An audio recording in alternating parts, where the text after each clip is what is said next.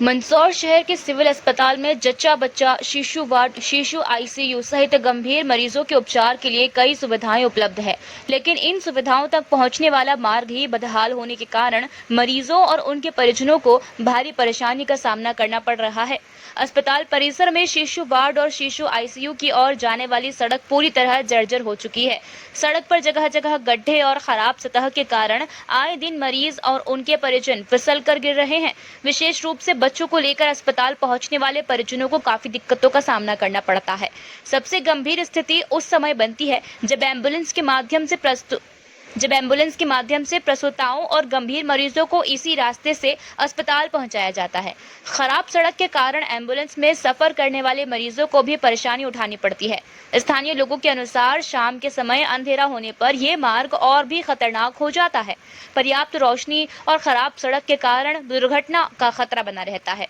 लोगों ने प्रशासन और अस्पताल प्रबंधन से मांग की है कि इस मार्ग की जल्द से जल्द मरम्मत कराई जाए और पर्याप्त प्रकाश व्यवस्था सुनिश्चित की जाए, ताकि मरीजों, गर्भवती महिलाओं, बच्चों और उनके परिजनों को सुरक्षित आवागमन की सुविधा मिल सके। अब सवाल यह है कि जब अस्पताल में इलाज की सुविधाएं बेहतर बनाने पर जोर दिया जा रहा है, तो मरीजों को अस्पताल तक सुरक्षित पहुंचाने वाले रास्ते की हालत कब सुधरेगी? लाखों करोड़ों रुपए की बिल्डिंग बनाई हुई है। महिला और छोटे छोटे बच्चे हैं, यात्रीगण परेशान होते हैं। जो भी आते हैं मरीज वो परेशान होते हैं। छोटे बच्चों को उठा के चलना पड़ता है। पानी इतने करोड़ों रुपए बिल्डिंग लगा रखे हैं। एक सीसी रोड बनाना चाहिए सरकार को, उच्च अधिकारियों को ध्यान देना चाहिए। अभी जो बारिश के दिन में कीचड़ भी हो रही है, क्या बहुत कीचड़ था, पानी भरा हुआ सब तरफ, आने जाने में परेशानी होती है। और सीसी रोड बनना चाहिए। करोड़ों रुपए की बिल्डिंग बनी हुई है, इतने पेशेंट आते हैं, सब दुखी हो रहे हैं। डिलीवरी वाली महिलाएं डिलीवरी वाले छोटे छोटे बच्चे हैं, सब परेशान होते हैं। रात के अंधेरे में भी आना जाना पड़ता है। पानी को मालूम नहीं था गड्ढा कितना पानी भरा है। आपका नाम क्या? मेरा नाम बालूराम डांगी। क्या मानते हो कि बड़ा हादसा हो सकता है? हो सकता है, क्यों नहीं हो सकता। छोटे बच्चे हैं, बारिश का माहौल है, अभी जानवर भी रहते हैं पानी में, कुछ भी हो सकता है। डिलीवरी वाली महिला इधर से हाँ, निकलती है, बिल्कुल निकल, छोटे बच्चे निकलते, सब निकलते। आपका नाम?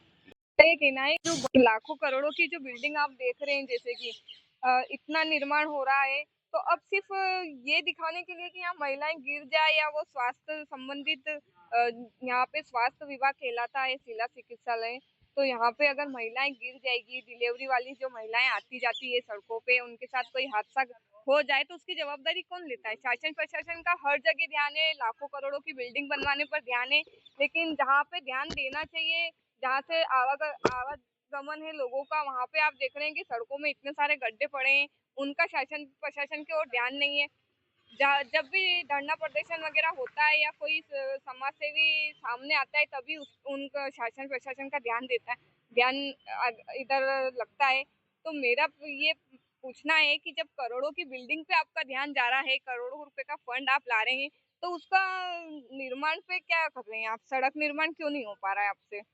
एक तरफ जो अभी मलेरिया है, एक तरफ ये कीचड़, कहीं कहीं मच्छर भी पड़ रहे हैं। यहाँ बहुत सारी डिलीवरी वार्ड है, इधर से ही डिलीवरी वाली महिलाओं का आना जाना, बच्चों का, जो कि बच्चे बहुत छोटे होते हैं, इनका एक एक दो दो महीने के, दो दो तीन तीन दिन के जो बच्चे होते हैं, उनमें ये जो सड़क में जो गंदगी होती रहती है, गड्ढों में पानी भराता है, जो मच्छर वगैरह उत्पन्न होते हैं, इससे फिर मलेरिया होता है और भी कई सारी समस्याएं स्वास्थ्य की होती रहती है। तो फिर अगर इसी पे जो जरूरी चीजें हैं उनका शासन पर ध्यान नहीं है और लाखों करोड़ों की बिल्डिंग बनवा के वो कौन क्या कर लेंगे?